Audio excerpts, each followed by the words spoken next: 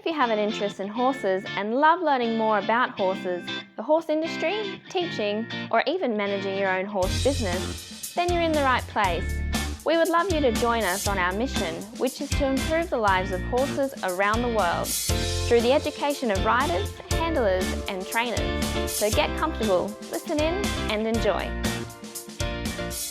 If you have the same vision as International Horse College, which is to have a world where people safely appreciate, respect and enjoy their horses, and the horses appreciate, respect and enjoy their people, then have a look at their website, internationalhorsecollege.com, registered training organisation 31352. This is another of our popular Listener's Choice interviews, which we're playing over the weekend. We've chosen the most popular interviews for you to select the Listener's Choice winner. If you're not sure how the Listener's Choice competition works, have a look at horsechats.com/choice for the rules and the leaderboard. Today's guest is Nicole Magoffin. Nicole's another Grand Prix rider, competitor, trainer and coach. She brings in something a little bit different though. Her background is in classical ballet.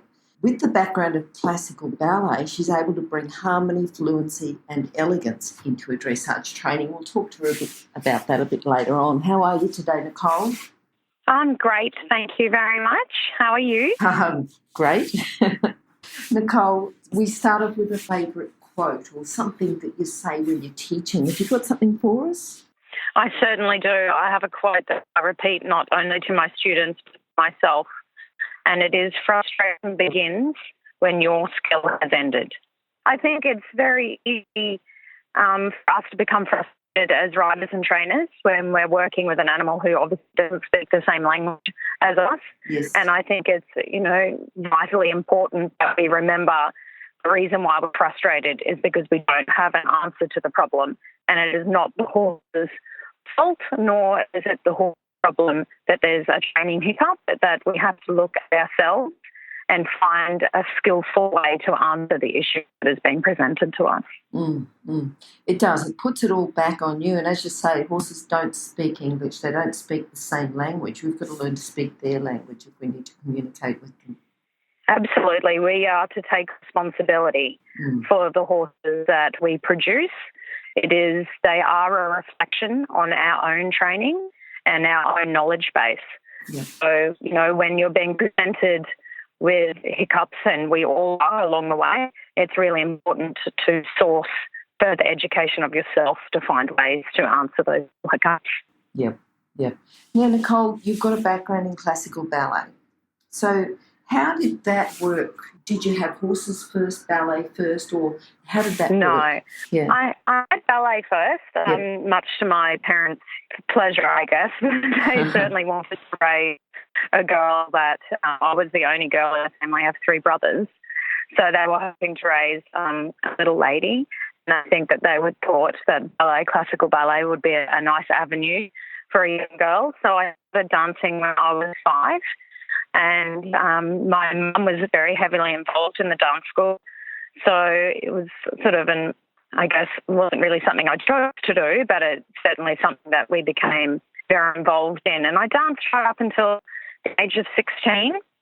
But I had on and off injuries that were sort of really affecting my ability to go much further within the dancing industry and be successful. So I kept telling my parents I loved horses, and they tried really hard to ignore that for a good 5 years.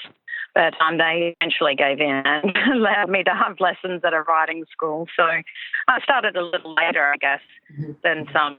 Yeah. Do you remember your first lesson? Because it is a bit later. Yeah, I actually really do. Yeah, I remember the horse and everything. Yeah. So I rode a horse called Spike, his name was. He was grey. Yep. And I was having a lesson with Caddy Ican. So she went into eventing quite well too, very successful eventer she became. And every corner, Spike used to stop and pretend he needed to do a wee. So I spent my whole lessons just standing up in the stirrups in each corner waiting for my very cluey pony to think he was going to do his wee. And, I spent probably a year riding Spike in my lessons. Very cool. I remember him really well. Okay. Yeah, and they have such a lovely look in their eyes, don't they? I might just stop in this corner and I might just stop in the next one. Yeah. Just the most resilient horses, the riding school horses. What they have to put up with people trying to learn and do their best up there. They're just, they have hearts of gold. They must, take my hat off to any horse that does a good job as a school horse. Yeah. And then from those early lessons, to become involved in dressage as much as you have, and then to bring in that background of ballet, when did you realise that your background in ballet, classical ballet, would help you with your dressage? Almost straight away, I guess, when I realised that I didn't have problems sitting on a horse the way they wanted us to. So, I guess primarily when you're first learning, there's such a huge focus on position. And that was something because I've trained my body to hold such good posture for so many years. I found it incredibly easy. So it really, for me, was not something that I'm challenged in, I guess. And I think, obviously, as a coach, seeing someone come in and ride for the first time and being able to sit easily, excited the coaches. So I became excited myself that I thought perhaps, I could be good at this. And we certainly come from a family of elitists, I think. So I've always, we always choose avenues we hope we can be successful at. So, it was something that I felt like I could work with and I felt like I could have the discipline to do a job with, So choosing that avenue that you could be successful at, was that when you made the choice to have a career with horses? What happened there? Yeah, I think, I know it seems a little crazy, but I sort of felt like straight away I knew that that's what I wanted to do. I rode a little bit Australian stock horses when I first started riding and then moved into a little bit of eventing. And then the fences got way too scary for me. So I decided that dressage was much more suited to my character. And I felt like I just knew that this is what I wanted to do with my life. And don't get me wrong, I didn't go in blind. I realised it would be a very difficult industry to be successful at. Everyone wants to be able to play with horses, I guess, for a job. So I knew that I would have to, make sure I do other things in my life that will contribute to me being successful in the dressage arena as well. If you were going to employ someone or talk to someone or recommend someone, what sort of core skills do you think that they need to commence in the horse career? I think, first and foremost, they have to love horses. I know it seems, an obvious thing to say, but sometimes it's not always there, the true passion for the horse and the horse's welfare and quality of life. That really stands out for me. Just watching people interact with them. Do they let the horse sniff them and do they pat them and do they talk affectionately to them? That's important to me. And second, that is definitely a work ethic. It's a really hard industry. There is no, prancing around like a princess in this industry. You really have to be prepared to work really hard and I guess, put in and be prepared to take experience as your pay. And, there's a lot of things that you sacrifice to be in this industry. And I think the work ethic is a huge instrument to be successful. Yes. And I think too, like you've always got to think, well, I'm going to work just that little bit harder because I'm going to work harder than the person next to me or the person who absolutely. And it's surrounding yourself or, if someone's coming into the industry, selecting someone you want to work with because you want them to be your mentor. You have to appreciate the way they ride and train and the way they present themselves. So, there's no aligning yourself with someone if they're not really the values that you wish to carry through for yourself. So it's important, when you're looking to involve yourself in the industry that you do select professional riders whose views are really similar to your own. Yes, not just the training, but the actual personality. Correct, yeah. It's not just how many ribbons they have won. It has to be more than that. It has to be the package of what that rider can do to help you. Yeah. What do you think is the best thing about working in the horse industry? I think the flexibility for me, that's certainly a highlight. You know, we have a family, so we have 3 children, and I think it's been lovely to be able to say, well, I'm actually not going to teach this afternoon because the kids have something on at school, or there's, you know, a game that I'd like to go to. So for me, that has been a highlight, that I can be a little more selective with my hours of how I work and when I work. That's probably the highlight in that regard of, you know, what it can offer back. It's also, you know, it's an incredibly rewarding industry. You get to work with, you know, beautiful people, and you get to work with, of course, beautiful horses. And even the ones that pose to be a little bit difficult, you know, you learn from them. And I know myself that personal development, I gain from working with different people, and working with different horses has certainly contributed to the character that I am now. Yes, and I think if you come in from that positive aspect, you know, every problem, what some people perceive as a problem, if you can perceive it as a challenge and that you're going to learn from it and grow. Yeah, and it's often our students that pose the challenge as much as the horses can. You know, people don't always come for a dressage lesson for the same reason that you perhaps approach one with. That's right. You know, I have students that are down to business in the first 10 seconds, and I have students that we have a great 10 minutes chatting about what's going on in their lives, and, you know, and then we get down to business, and it's just being aware that not everyone comes for the same reason as the previous person. Yes. And knowing what it is that they're coming for and adapting yourself to that. What about people who've influenced you, Nicole? Is there, you know, I mean, I know you've had a few, and you've had a few very good coaches. Yeah, sure. Who would you like to talk about here? Well, I think my parents first and foremost, because I think without their influence in the sense of discipline, and certainly my mother's sense of fairness for an animal. She's a very big animal lover, so she's always put animals first. And we kind of joke that all the time, that all the dogs and cats came before we did. But so I have that built in me, that, you know, that to do the right thing for the animal has always been, you know, something that stays with me all the time. And both my parents have been successful, and both are very disciplined and have great work ethics. So first and foremost, I think that certainly shaped me to be able to, you know, have some success in the industry. So within the industry, Tracy Manker was my coach for, 15 years. And a real quality person she is, and she certainly also aligned with those same values, that the horse is always the priority and the welfare of the horse's mental state is the priority through training.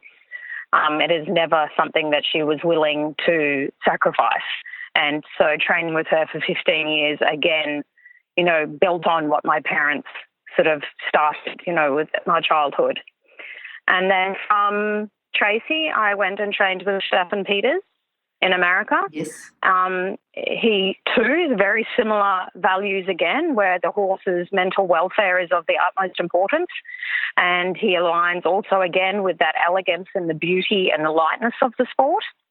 So for me, those 3 people, well, my mum and dad, Tracy, and Stephen, have certainly been the most influential people to me, that I really continue to use what they taught me every single day. Yeah. Now, I'm not going to say you're lucky here, because I don't think you get sponsors just thrown to you. Tell us a bit about sponsorship. You know, how you got your sponsors, because it's not luck. It is, you know, you've got to give the sponsors something. No, it's certainly not. Yeah. That's it. It's going in with an attitude of what you can do for them. Yes. I think so many people get to a certain stage and think, oh, well, you know, I've won some things now, so you should want to sponsor me.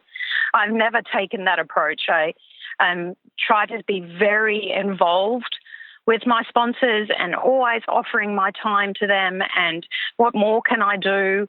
I guess, again, it's that me wanting to be a perfectionist. I want them to value what I can do for them as well. So, it's giving back. What can you give? What can you give them, in order for them to want to, use their company against your name? Yeah. So for me, it was always when I approach people for sponsorship, it was much more about what I could do for them. Mm-hmm. Yeah. Mm-hmm. That's certainly the standout aspect I think you need to look at when you are seeking sponsorship. So your current sponsors, Horseland, Gold Coast and Motivite, did you approach them? Yes, I did. I approached both of them. Yep. So I've been with Motivite now for, I'm going to say 20 years. They have been nothing short of a fantastic company to work with every time I've worked with them. Yep. They just truly look after their riders. It's not some just, little discounts you get from them. They really, it's a two-way street. I do what I can for them and they genuinely do what they can for me. Okay. They, in my opinion, they've always produced the highest quality of equestrian feeds on market, and I really, valued that, and that's hence why I sought them out as a sponsor. Mm-hmm. I really wanted to use the best that, I could find for my horses. Mm-hmm. So that's certainly part of, producing quality athletes is ensuring that you're using quality feeds. Yep. Yep. What about Horseland Gold Coast? Tell me what they've been sponsored. Yeah, I actually started with Horseland Toowoomba because I lived closer there at that point in time. Yes. So I was teaching the daughters of people who owned Horseland Toowoomba, and lovely people up there.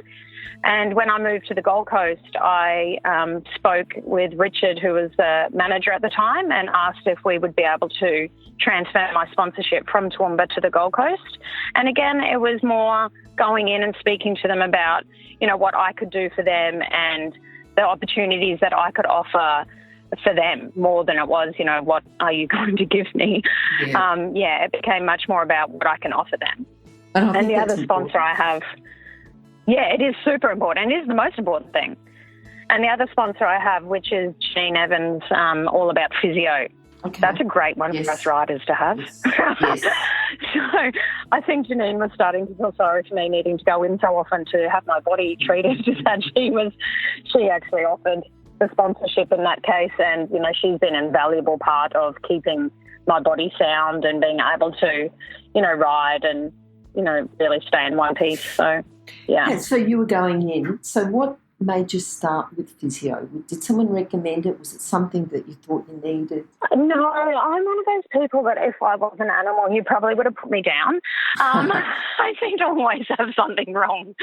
I'm that person, So initially it started with I broke my neck and had a fracture in my C5. So, it obviously caused pain, and I was having, difficulty staying comfortable all the time. And then, I now have bulging discs in my back and then had bulging discs in my neck as well that have required surgery. So going to a physio is 100% part of my survival plan to stay in the saddle, because without Janine, there is just no way that I would be comfortable and be able to ride like I can at the moment, because my body really does unfortunately require a lot of maintenance. Yeah. All right, now tell us a bit about your horses. Who's the horse who's influenced you the most, or you've got a couple of horses who might have influenced you? Yeah, I've had a couple, I guess, that, for me have stood out. JB Anzac, he was the first horse that we bought as a 3-year-old. My mum and dad bought for me for my birthday. And we didn't really know much about horses, I guess, when we bought him. He certainly liked his little bouncy trot, and we thought that he was pretty. So we purchased him. And I trained him to Grand Prix along with the help with Tracy Manker. She was certainly 100% instrumental in me being able to get the horse to Grand Prix. And he was an absolute standout temperamented animal. He was absolutely incredible. Just would give his heart and soul every single day for me. And, that became really evident, I think, when he was being judged. He certainly wasn't a mega mover and he didn't, do things amazingly. But I think the feel that he gave to people watching him certainly, contributed to his success. He was really enjoyed his job, and he was really the epitome of a happy athlete. Yeah. And then I moved on to JB Rihanna, or Princess Lizzie, she's more commonly known as. Now, she really taught me a mountain, and not just about dressage, but about myself. So she was born with a tiara on her head, that horse, and she would only ever be treated as a princess every minute of every day. And if she felt like you stepped out of line, she certainly let you know. She, an incredibly talented horse, way superior for my riding ability. But I learned so much from her. I learned, I guess that's where the saying of frustration begins, when my skill has ended, really developed with her, because every time, something became difficult, I had to remind myself that this is me. I know another a more experienced rider could do a better job. So, Nicole, you have to really think about what it is you're doing and find another way. She was certainly a tricky mare to work with, and she had very, very high standards herself. So I felt like I was constantly, trying to lift my standards to match hers. Yeah. She's in Germany now. We flew her to Germany last year. So she's in training with Linta Schuler, who was Stefan Peters' assistant trainer for 10, 12 years. So she moved back to Germany, and that's where she is now. And Linta, of course, is doing an incredible job. So I'm very grateful for her. Okay. And my new horse is one we bred, actually, along with a really lovely lady, Paula Mills. And I bred out of her imported mare. We bred to Sir Donahall, and we have a lovely 3-year-old who's just been broken in. And he is a little bit what, you dream of being able to have. He is incredibly talented. His nature is incredible again.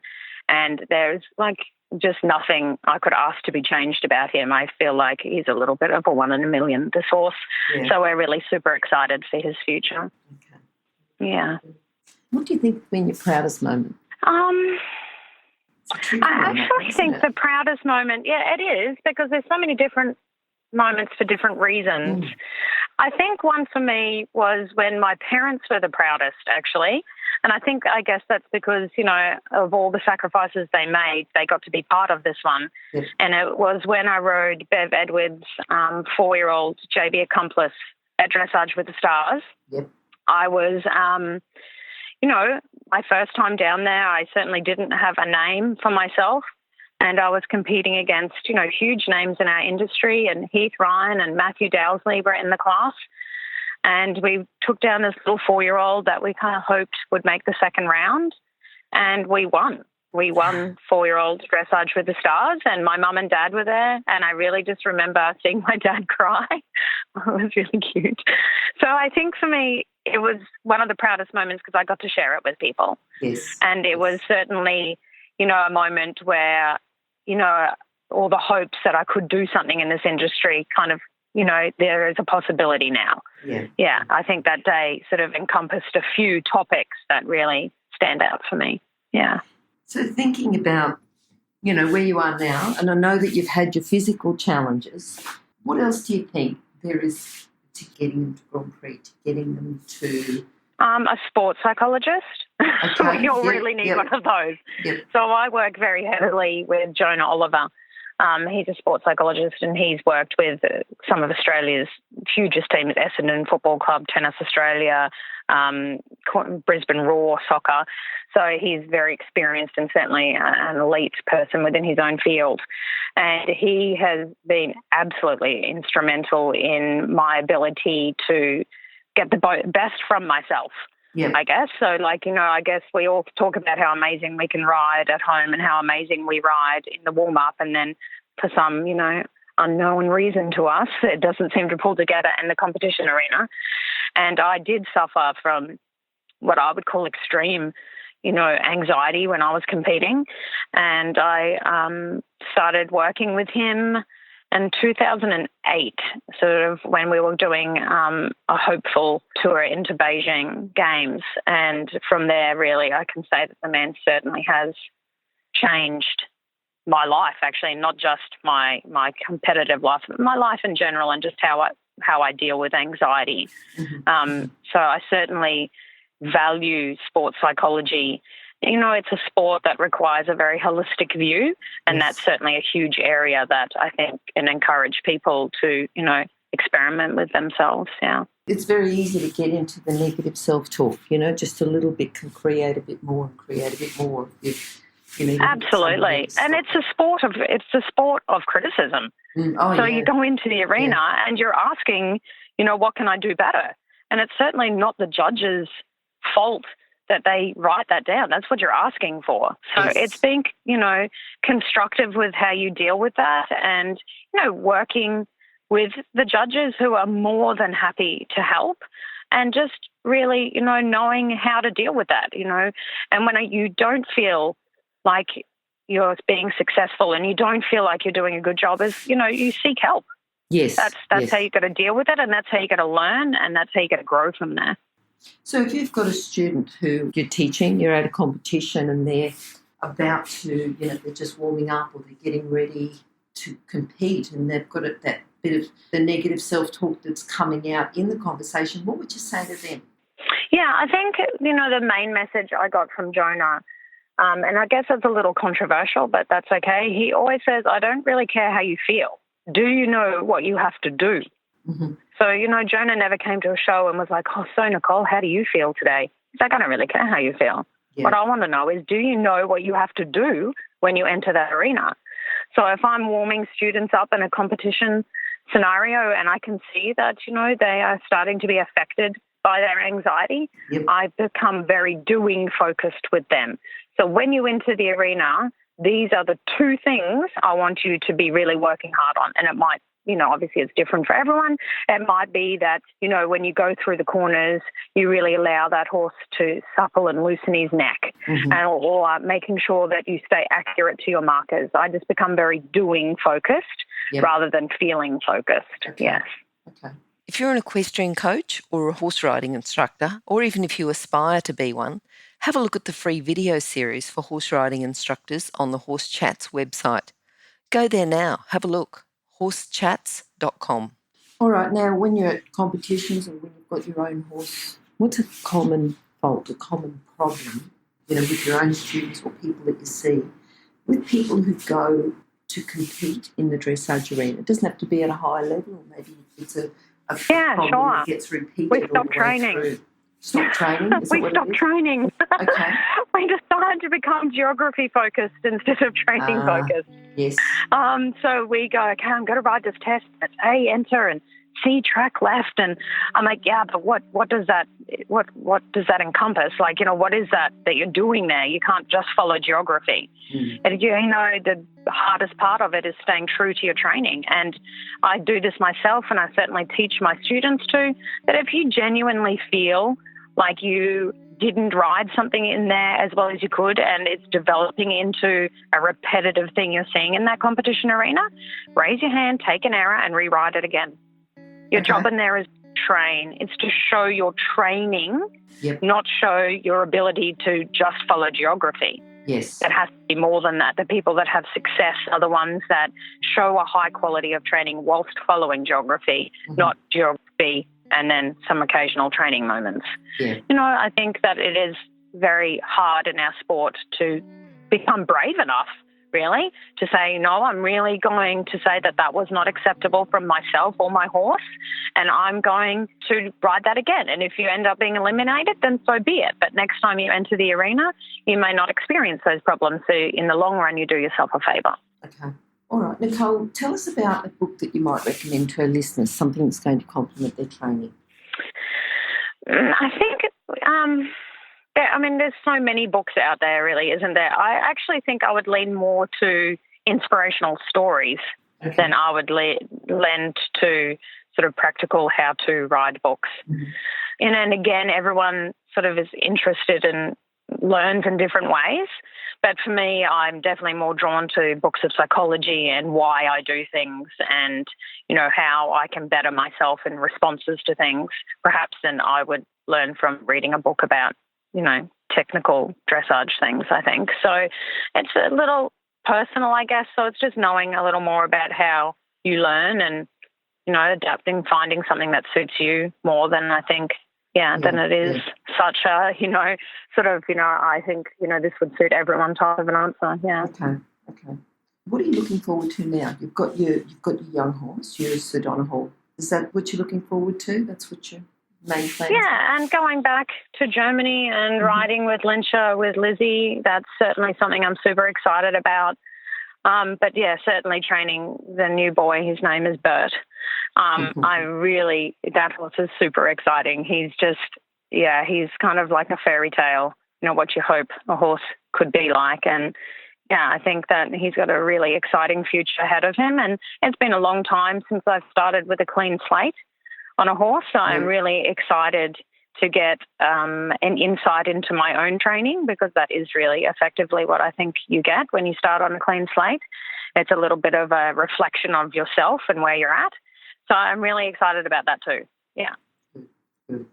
Okay, now can you summarise your philosophy with horses? You've sort of talked about it right through, but just summarise it before we say goodbye. Yeah, the first and foremost is that your horse needs to be happy.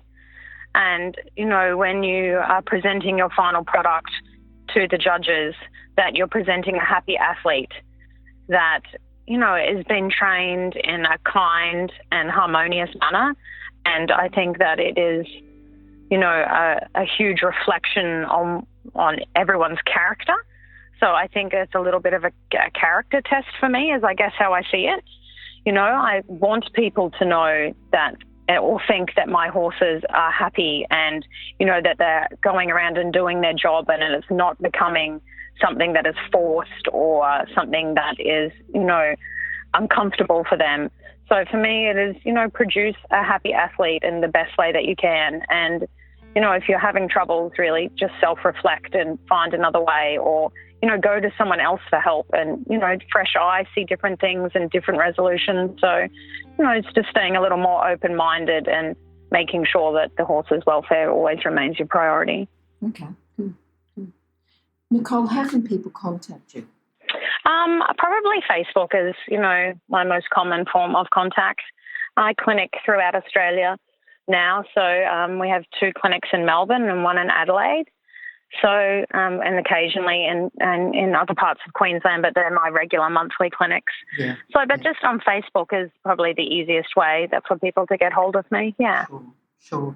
Those details would also be on horsechats.com/Nicole Magoffin, or go to horsechats.com, search for Nicole or search for Magoffin. So thanks, Nicole, for your time. Great talking to you. Really good and very interested, having a story a little bit different and starting off the classical ballet and then, your first lesson on spike. I think you go back to those early days and you think, wow, maybe I really have achieved something. Yeah, exactly. Yeah. Exactly. Okay. Yeah.